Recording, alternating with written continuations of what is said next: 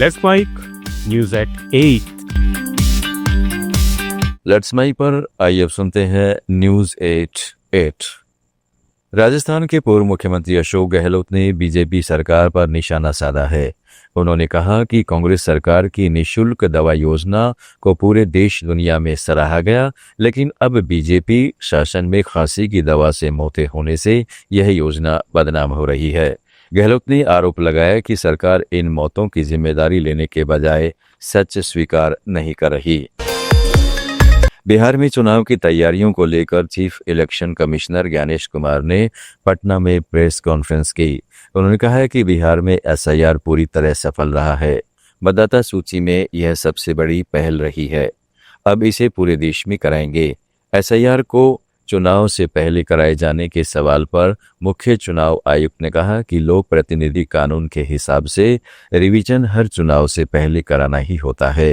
किसी का ये कहना कि रिवीजन चुनाव के बाद होना चाहिए, ये न्यायसंगत नहीं है। सिक्किम में आज 5 अक्टूबर को 2023 के तिस्दा आपदा की यादें ताजा हो गई, जब साउथ लोनक झील से ग्लेशियर लेक आउटबर्स्ट फ्लड ने उत्तरी सिक्किम, दार्जिलिंग और कालिम्पोंग में भारी तबाही मचाई थी। इस बाढ़ ने तिस्ता नदी के किनारे बसे गांवों, सड़कों, पुलों और बांधों को नष्ट कर दिया था।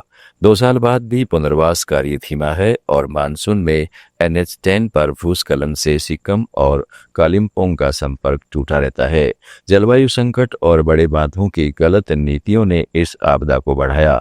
स्थानीय समुदायों ने राहत में अहम भूमिका निभाई, लेकिन दीर्घकालिक पुनर्वास और आपदा प्रतिरोधी ढांचे की कमी चिंता का विषय है।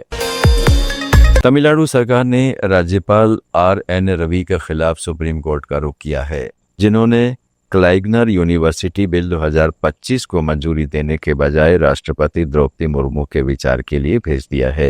राज्य सरकार ने कोर्ट से मांग की है कि राज्यपाल के इस फैसले को असंवैधानिक घोषित किया जाए और उन्हें संविधान के अनुच्छेद 200 के तहत मंत्रिपरिषद की सलाह मानने का निर्देश दिया जाए।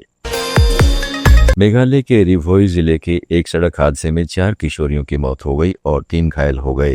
पुलिस के अनुसार थागरांग गांव के पास एक डंपर ट्रक जो जोवाई से भोईरिम्बोंग जा रहा था, अनियंत्रित होकर पैदल चल रहे लोगों के समूह पर चढ़ गया और पलट गया। सभी किशोरियां थांगरांग मंडन लिंगबाहा गांव की रहने वाली थी। एक लड़की गंभीर रूप से घायल है और उसका इलाज चल रहा है। ट्रक ड्राइवर और उसका सहायक भी घायल हुए हैं। आंध्र प्रदेश के विशाखापट्टनम में समुद्री कटाव की समस्या से निपटने के लिए Visakhapatnam metropolitan region development authority ने 203 करोड़ रुपए का प्रोजेक्ट तैयार किया है।